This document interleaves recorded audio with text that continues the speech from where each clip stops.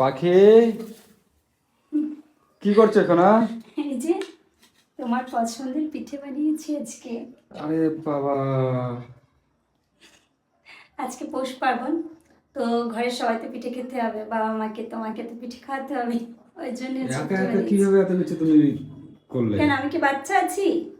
ও, তুমি তো এখন এক বাচ্চার মাও হয়ে গেছো। কার বাচ্চা?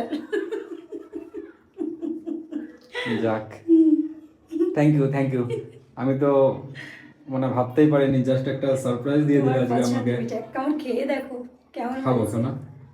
আচ্ছা, এইভাবে খাবো? এত না কষ্ট না, করে আচ্ছা আচ্ছা, একটু বানিয়েছো রেস্ট তুমি নিয়ে আমার নাও। জন্য। তোমার জন্য কষ্ট করে এই পিঠে, কারণ এই পিঠেটা তুমি ভালোবাসো।